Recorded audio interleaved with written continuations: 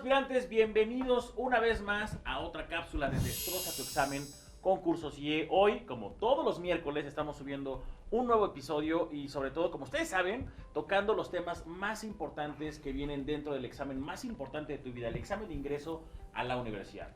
Ya sea que vayas a entrar a la UNAM, a la UAM, al Politécnico o cualquier otra universidad pública del país, seguramente este tema viene dentro del temario que debes de estudiar. Así que ponte muy bien las pilas y abre los ojos y sobre todo todos tus sentidos, porque estoy seguro que si le pones muchísima atención a este tema, por lo menos una pregunta ya tienes correcta dentro de tu examen. Hoy tengo a una invitada especial que es una de nuestras aspirantes más destacadas dentro de nuestros cursos de ingreso presenciales y en línea. Y le quiero dar la bienvenida a Jazz. ¿Cómo estás? Muy bien, muchas gracias. Estoy muy emocionada por aprender porque ya voy a entrar a la escuela, entonces. Ya vamos a hacer mi examen. Ya va a ser tu examen. Próximamente, como ustedes saben, en febrero es el primer examen y en junio es el segundo examen, en el caso de la UNAM, y ya cada una de las universidades públicas a lo largo y ancho del país tienen sus propias fechas. Pero hablando de la UNAM, en febrero es el examen y estás preparándote. Sí. Ya quiero entrar, tengo que hacer mi examen para entrar a la carrera de comunicación en periodismo, pero es de las más demandadas. Entonces... Es de las más demandadas, acuérdense que está Ciencias de la Comunicación y Comunicación y Periodismo justamente, que son tres carreras que se parecen, pero no son las mismas. Y ¿has hecho el examen anteriormente? Sí, pero no me quedé porque me confundí mucho con las preguntas y me puse muy nerviosa, pero con sus cursos yo sé que sí. Eso. Sí, oye, ¿cómo llegaste al curso CIE, por cierto? Pues es que mi prima hizo su examen hace un año, pero ella estaba viendo sus cursos, entonces sí se quedó. Yo dije, si mi prima se queda con sus cursos, yo también. No, más que con el curso, acuérdate que no importa el curso, sino las ganas que tú le pongas, el empuje y verdaderamente que te comprometas, porque ese es el secreto de todo, que tú seas una alumna comprometida y responsable, y te prometo que te va a funcionar. Ahora, por cierto, tenemos aquí a nuestro experto, como todos los miércoles, o casi todos los miércoles ya, porque ya llevamos varias temporadas grabando. Seguimos con Historia Universal. Emilio, ¿cómo estás? Bienvenido. Muy bien, ¿y tú?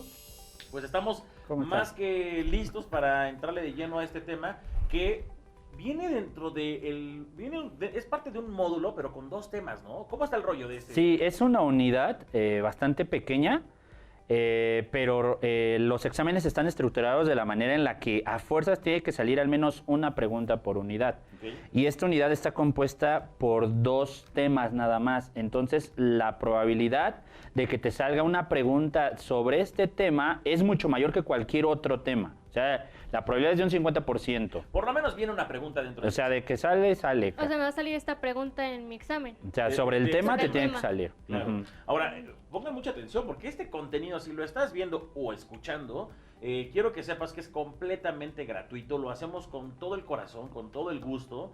Realmente toda la producción que está aquí en el foro, pues lo hacemos para que tú verdaderamente hagas pedazos este examen y tengas un granito de arena más a todo este cúmulo de estudio que seguramente estarás haciendo en los próximos meses. Ahora, yo creo que para entender el tema, vamos a preguntarte algo que pareciera ser muy sencillo y hasta de sentido común, pero muchos se confunden y no entienden el concepto de qué es una crisis. Yo de hecho no lo entiendo y me confundo. Sí, ¿qué es una crisis? Sí, tienes razón en eso de decir de que pues realmente es algo que pareciéramos que todos entendemos porque es algo que pasa casi siempre, al menos cada 5 años. Una crisis, hablando económicamente, porque existen muchos tipos de crisis, claro. Pero la crisis económica suele ser algo muy importante para el mundo porque algo que ocurre dentro de la economía termina golpeando prácticamente todos los sectores de la vida, ¿sí? Afecta a todo. Entonces, justamente Jazz en una clase alguna vez me preguntó sobre qué era una crisis económica y me dijo, ¿tiene algo que ver con la bolsa de valores? Porque justamente lo que más se conoce sobre crisis económica es este tema. Siempre ha estado marcado, ¿no? Ajá, en la bolsa de valores. O sea, es un síntoma, ¿sí? O sea, siempre nos hablan de la bolsa de valores porque es donde se nota más, porque la bolsa de valores es donde se está dando el mercado, ¿no? Pensémoslos así con una analogía, que sería un mercado, ¿no? Un mercado, digamos, la central de abastos, ¿no? La central de abastos, cuando la gente no tiene dinero, no quiere comprar, pues no va a la central de abastos y no hay compras, no hay ventas. Entonces, ya hablando de cosas ya de otro nivel, o sea, millonadas que se manejan en las bolsas de valores, o sea, es donde casi siempre se ve, ¿no? Dicen, hay una crisis porque se nota una recesión en la bolsa de valores, es decir, la gente no está invirtiendo, no se está arriesgando. Pero como tal, una crisis económica, pues es una desaceleración económica, no solo de la bolsa, sino de todo. Afecta a todos los... Ajá, porque todas las cosas. la mayor parte de la población, pues ni le viene ni le va lo que pasa en la bolsa de valores, o sea, no tiene ni entradas ahí. ¿Cómo lo ven ellos? Pues lo ven como la pérdida del trabajo, o si son empresarios la ven como la falta de clientes, Claro. etcétera, todo ese tipo de cosas. Entonces una crisis económica, en pocas palabras, sería eso, o sea, una recesión o Desaceleración. una desaceleración económica, una falta de confianza, ¿sí? No hay confianza por parte de la gente para invertir o llevar a cabo nuevas actividades que a lo mejor sí lo harían en otro momento. Eso es importante porque a partir de ahí entonces ya entendemos que tiene que ver con lana. No hay Claro. lana, hay una crisis, no hay empleo, tal vez... Y tiene que ver- nos tenemos que preocupar, ¿no? Porque a veces vemos en las noticias que la bolsa baja y dices, pues ok. Qué chido. O Pero sube, no sabes por ¿qué qué? rollo? Ahora, Claro. esto tiene justamente todo que ver con la caída de la bolsa de valores en 1929. Ajá. ¿Cómo podemos entender este tema y cómo sobre todo los aspirantes que están escuchando este podcast van a tener que entenderlo de la manera más sencilla, explicándolo así con peras y manzanas y cómo es posible que este tema sea tan importante dentro del examen? Exacto. Bueno, primero, se le llama de tres maneras, ¿sí? Lo pueden encontrar como la crisis de 1929, como el crack de 1929 o la Gran Depresión, ¿sí? Esos son los tres nombres que se usan como, digamos, como sinónimos para definir este tema. Ahora, estábamos diciendo hace un momento que justamente el síntoma más importante, pues, es la caída de la bolsa de valores. Entonces, esta crisis históricamente importante por las consecuencias que va a generar, ¿sí? Porque después de esta han ocurrido otras muchísimas crisis, pero Claro. lo importante de estas son sus consecuencias. Entonces, esta crisis ocurre en Estados Unidos, ¿sí? Ajá. Es- Digamos que fue el país que inmediatamente fue afectado, pero ahorita vamos a hablar de los países europeos, de Europa Occidental, que también... Exacto, repercutieron y dentro de esta justamente crisis. ahí es donde radica la importancia de este tema. Las consecuencias que va a tener en Europa son las que realmente le dan la importancia histórica y de ahí que lo vean ustedes en el temario. Pero Estados Unidos era el más importante económicamente en esos tiempos. Sí, Estados Unidos acaba de relevar al Reino Unido o a Inglaterra, como también lo conocen, como el país más importante del mundo, porque al terminar la Primera Guerra Mundial, mucho del capital que estaba en Londres había huido a Estados Unidos, encontraron mucho mejores oportunidades, menos regulaciones. Estados Unidos estaba en la política de la laissez-faire, que significa dejar hacer, ¿sí? O sea, era el mercado libre, tú ven, crea tu empresa, compite, y si te va bien, pues lo vas a lograr, ¿no? Ahí ¿Y es donde si naces. te iba mal? ¿Qué Y- pasaba si te iba mal Pues en el era una moneda, o sea, es que eso era, o sea, tú dependes de ti mismo. Si tú la haces es porque tienes la capacidad, ¿sí? Y si no, pues dedícate a otra cosa. No, ahora sí, era la manera de verlo. Entonces, ¿no? esa oportunidad la encontró Estados Unidos para ser una potencia por encima Efectivamente. de Inglaterra, ¿no? Que era como el país Efectivamente. más importante en ese momento en el mundo. Sí, Estados Unidos nace como potencia a finales del siglo XIX justamente por estas ideas. Ok. Muchos de los grandes magnates del mundo se formaron dentro de esta política. Los Rockefeller. Los Rockefeller, ¿no? los Vanderbilt, los Rothschild, los Chase and Morgan, todas estas familias que ahora parecen intocables, que ni existen. O sea, son gente tan rica que tienen para vivir 5 o 6 generaciones adelante sin mover un solo dedo, Y ¿no? más, ¿no? Esta gente se hizo millonaria así, o sea, ahorita justamente Rockefeller, que es el símbolo de este desarrollo, Rockefeller se aprovechó de este dejar hacer, como le llamaban, porque como no había ninguna regulación por parte del gobierno, lo que hacía Rockefeller, bueno, primero Rockefeller era el magnate del que controlaba el petróleo. O sea, él se adueñó del petróleo, él fue el que convirtió al petróleo en lo que es actualmente esta industria millonaria.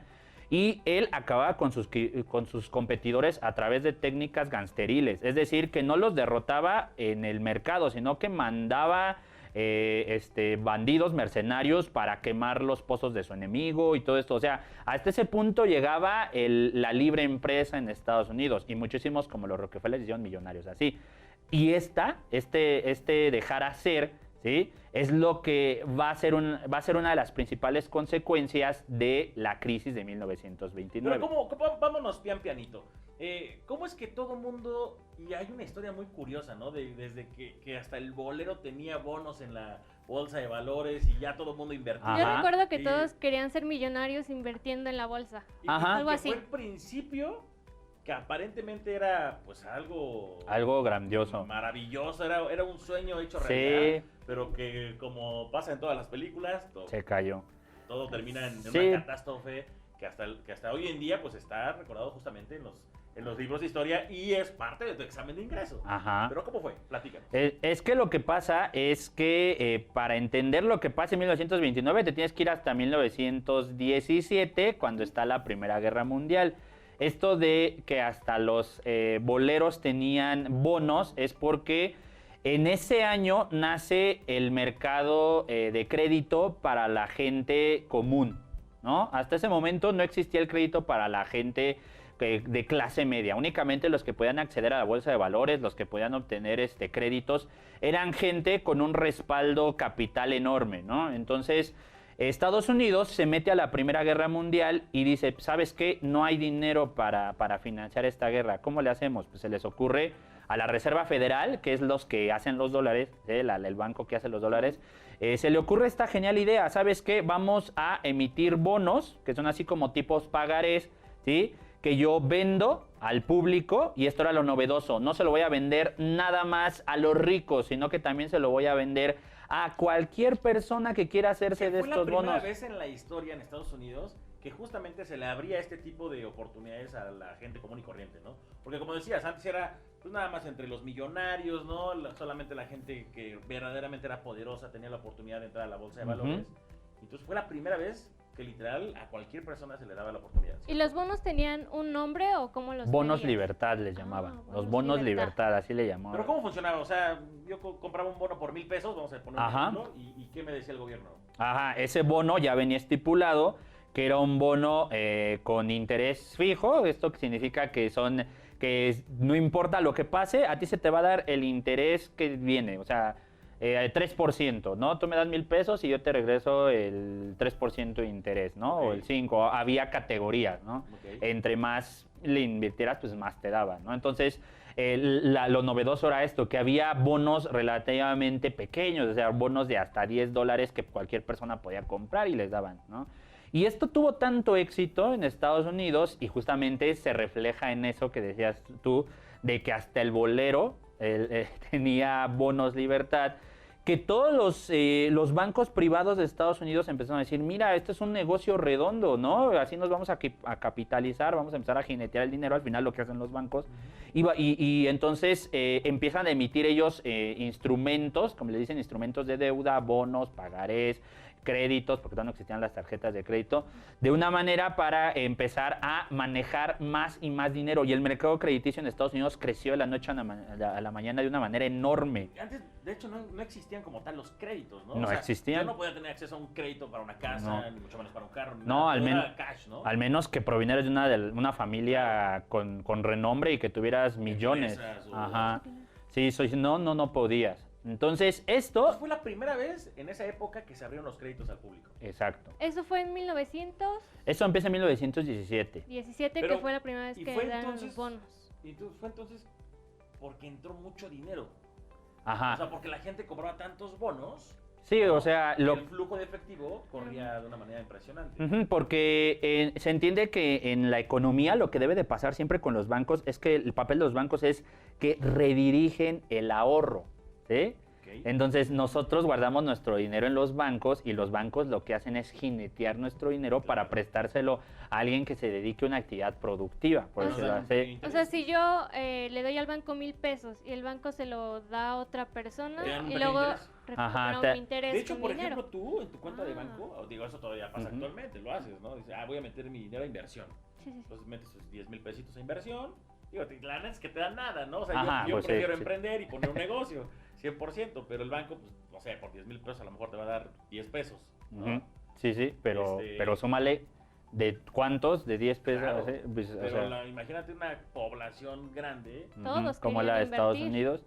Y luego, entonces, ¿qué pasó? Entonces empieza una vorágine de abundancia, o pareciera que era así.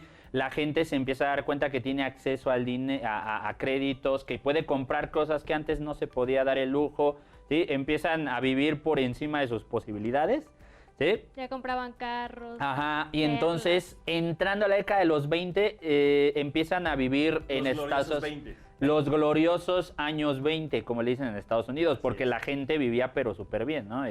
Y se empiezan a construir los grandes rascacielos de Chicago, de Nueva York, empiezan a tomar esta forma que actualmente tienen estas ciudades, porque es el símbolo de la abundancia que están teniendo estas ciudades de Estados Unidos. Y poco a poco empieza a aparecer síntomas de que esto se está saliendo de control. O sea, imagínate qué padre haber vivido en esa época, ¿no? O sea, tú invertías y veías que podías ganar y ganar. Y tenías acceso a créditos, y tu ciudad ya había más edificios. Yo hubiera caído, yo hubiera invertido, la verdad. Pues todos lo hacían, o sea, porque todos veían ganar y decían, pues, ¿por qué no lo voy a hacer? O sea, si lo hago ahora o lo hago o nunca lo hago, ¿no? ¿Y en qué momento empezó a salirse la cosa de control y dijeron, eso está ¿Cuáles raro? eran los síntomas? Sí. Los síntomas son muy difíciles de ver, justamente por eso únicamente los expertos son los que se empiezan a dar cuenta. Los más. Ajá, y es porque recordemos que lo que empezó esto fueron los bonos libertad, que se usaron para financiar la guerra. Y la tirada de Estados Unidos era, ¿sabes qué? Voy a ir a ganar la guerra y lo que yo voy a hacer es que una vez que acabe la guerra, les voy a empezar a inyectar dinero a los países europeos para que empiecen a desarrollarse de nuevo, pero lo importante aquí ahora es que es con capital de mi país, respaldado por todos esos bonos que yo estuve emitiendo, ¿no? Entonces, el problema no era en Estados Unidos, sino el problema realmente era en Europa. Todas esas inversiones estaban respaldadas en Europa. Obviamente la gente que vivía en Estados Unidos ni enterado, o sea, no sabía ni dónde venía su dinero, ¿no? Ellos nada más gastaban, ¿no? Pero no sabían de dónde. Ahora, y que ahorita que dijiste Europa, ¿qué tiene que ver justamente esta crisis con Adolfo Hitler? ¿Están relacionados buena los pregunta, dos? muy buena. Sí, porque está relacionado. Hay una historia, ¿no? Sí. O sea, imagínate toda la gente viviendo en Estados Unidos, bien padre, bla, bla, bla. Habían salido de la Primera Guerra Mundial, ¿no? Que eso fue como cuando se empezó a construir todo, y de repente llega un tipo que se llama Adolf Hitler. ¿Y qué tiene que ver con esta crisis? ¿Le ayudaron? Pues se puede decir que directamente la crisis terminó ayudando a Hitler, porque lo que va a pasar es que en Europa, el primer síntoma de lo que va a pasar es, cuando se empiezan a dar cuenta los expertos, es de que Estados Unidos está produciendo muchísimo y nadie se lo compra, ¿sí? Hay una sobreproducción de productos, valga la redundancia, ¿no? Entonces, lo que pasa aquí es que estos productos no hay dónde colocarlos. Entonces los expertos dicen, ¿sabes qué? Aquí algo me huele mal. Europa no se está recuperando. Si no nos están comprando, Europa no se está recuperando. Entonces empiezan a checar lo que está pasando en Europa y se dan cuenta que países como Alemania, justamente, donde es Adolf Hitler, están viviendo una crisis económica que viene desde el final de la Primera Guerra Mundial. Es decir, estás hablando ya de 1926, llevan casi como 7 u 8 años en esa crisis. Y se nota por una hiperinflación. ¿Qué es una hiperinflación? Pues algo que es una subida de los precios enorme que no se detiene y no se puede detener, y entonces hace que la moneda se devalúe y todo esto, pues en la economía todo esté por encima de sus precios normales, etcétera. O sea, un montón de cosas, Es ¿no? como lo que pasa con Venezuela. Ándale. Lo que tiene ahorita Venezuela, así andaba Alemania en ese entonces, ¿sí? Y lo que va a pasar es de que en ese ambiente de desesperación, de ver que no tienes ni para comer, ¿sí? y que ya no es de un ratito, sino que ya llevas varios años así, pues ¿qué es lo que hace la gente? La gente empieza a buscar soluciones desesperadas. Y una de esas soluciones desesperadas se la va a ofrecer el Partido Nacional Socialista, o sea, el partido nazi de Adolf Hitler. Hitler lo plantea de la siguiente manera, o sea, yo te puedo sacar de los puedo sacar alemanes, así, de este agujero en el que estamos, pero a cambio necesito que ustedes sacrifiquen algunas libertades por mí, ¿sí? Pero te aseguro que si tú me entregas esas libertades, ¿cuáles son esas libertades? La libertad principalmente a la privacidad, ¿no? Porque el nazismo se va a caracterizar por espiar hasta las llamadas de la gente y todo, ¿sí? Y decirte qué es lo que debes de hacer. O sea, aquí casi hasta el libre albedrío, el más importante de todos, ¿no? Entonces, sí. Pero imagínate que te estás en medio de una crisis con una súper problemática, ya no solo económica, sino incluso hasta social, ¿no? Porque eso obviamente tiene repercusiones en todos los niveles. Y llega alguien y te dice, yo te voy a sacar de la bronca. Nada más déjame escuchar todo lo que hables, Ahora, todo lo que fíjate, dices. pongan mucha pues, atención sí. aspirantes, porque ahora estamos viendo una parte justamente de Alemania, de Adolf Hitler, desde el punto de vista económico, ¿no? Porque hemos visto en otros podcasts, pues, vimos ya la Segunda Guerra Mundial, ¿no? Y todo lo que pasó en temas más políticos, pero ahorita estamos entrando en un tema más económico. Ajá. Sí, o sea, al final lo que lleva a Hitler es, por eso decíamos al principio del video, o sea, es muy importante entender luego la historia económica porque afecta, y más en el mundo moderno, todos los aspectos de la vida. O sea, quizás si no hubiera existido esta crisis económica de 1929, a lo mejor Hitler nunca hubiera ganado los suficientemente votos para llegar al poder. Ajá. ¿Sí?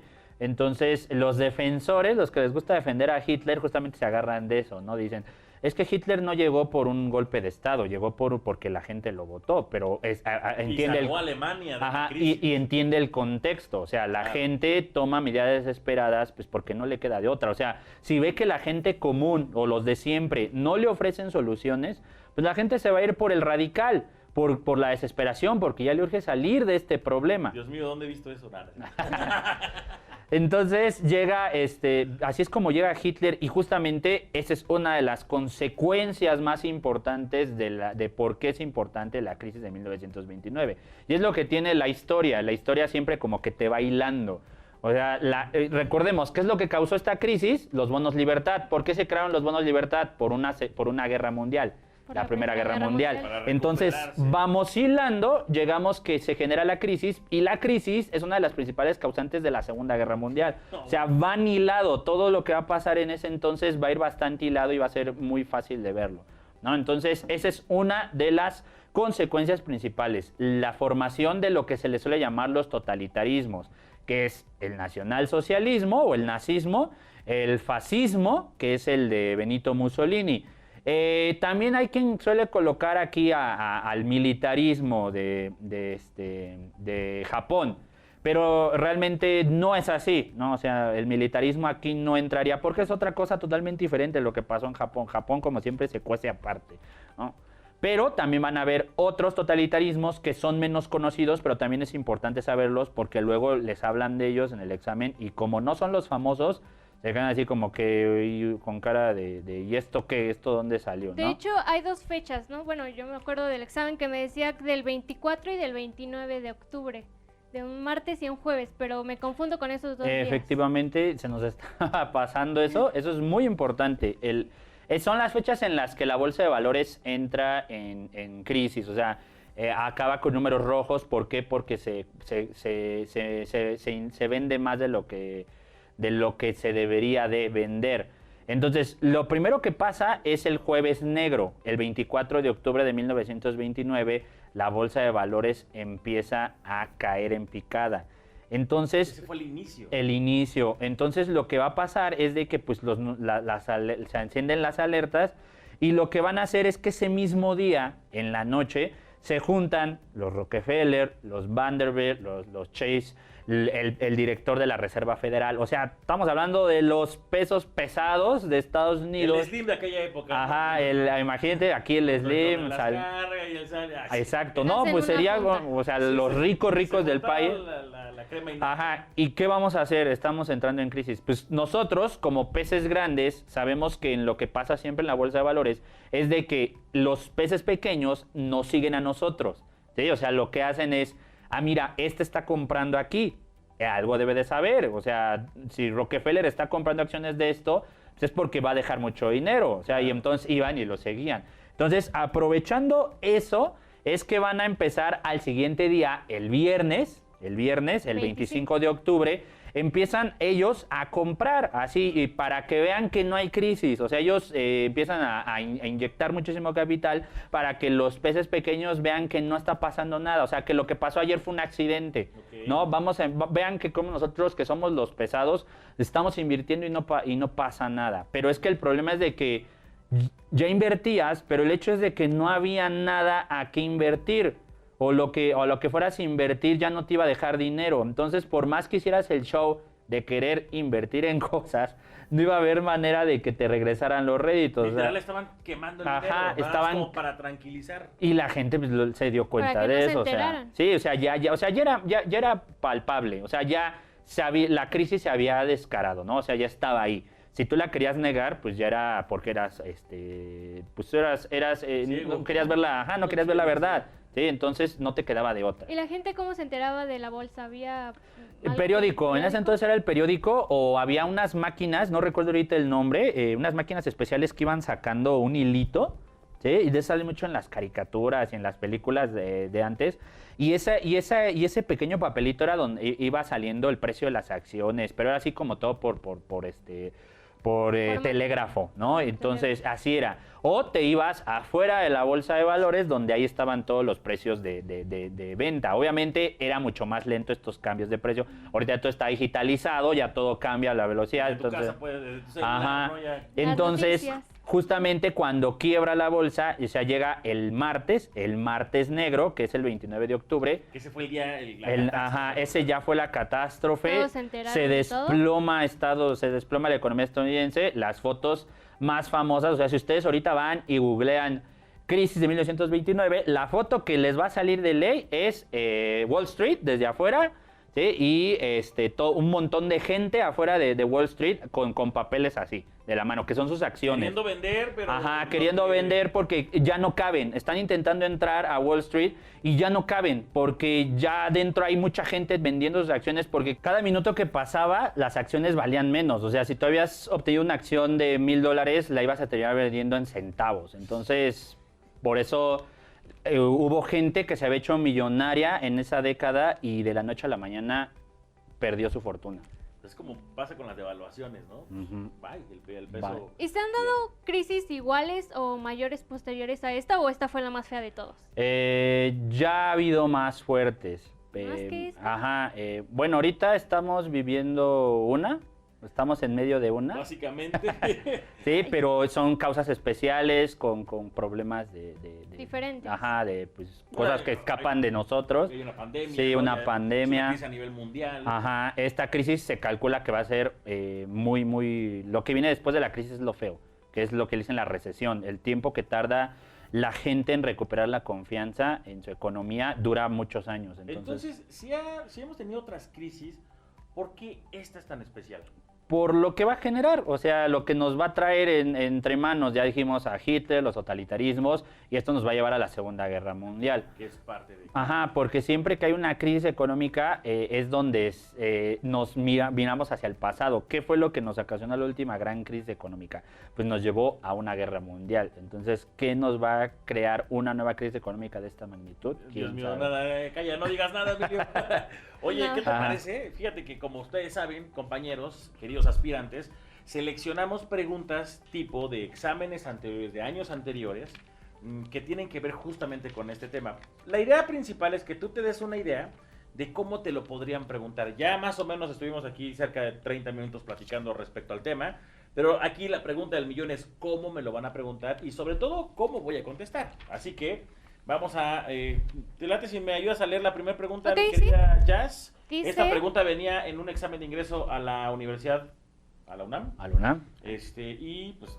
Venga. Dice, son causas de la crisis económica de 1929.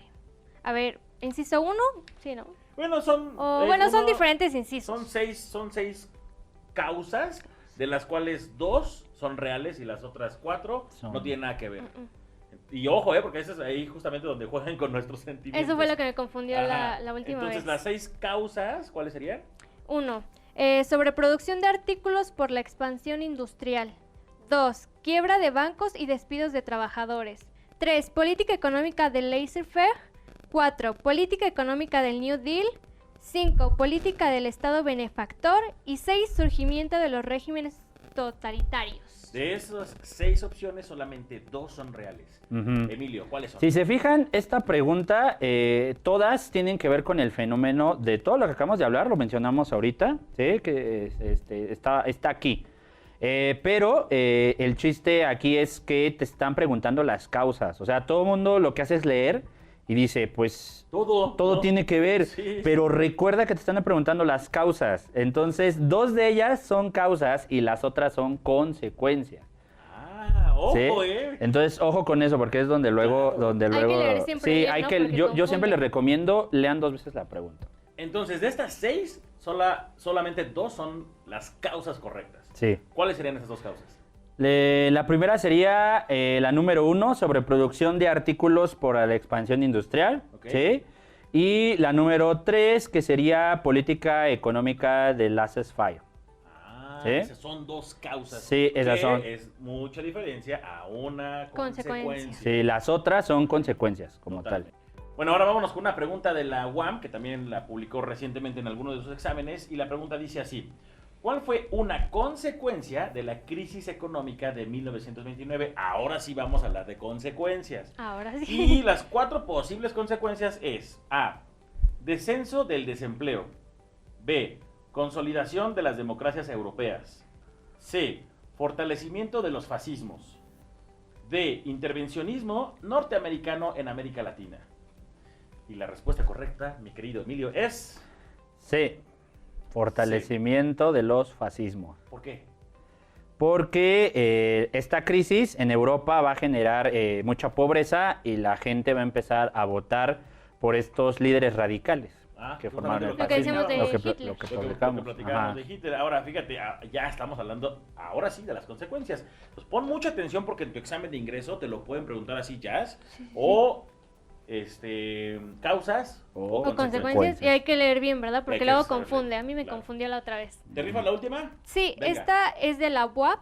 Ajá. Dice, el colapso del orden económico internacional y del patrón oro, conocido como la crisis del 29, inició con la quiebra financiera de A, Gran Bretaña, B, Estados Unidos de América, C, Alemania o D, Francia. Bueno, ya, todo el podcast lo pasamos hablando de esta respuesta y es justamente... Estados Unidos. Estados Unidos, ¿no? Ya no me Estados voy a Unidos de equivocar en América. Fíjate qué tan interesante. Una vez que entiendes, chéquense esto, alumnos y queridos aspirantes en general. Si ustedes pusieron mucha atención en este podcast, neta, ya tienen 1 o posiblemente 2 preguntas dentro de su examen en la bolsa.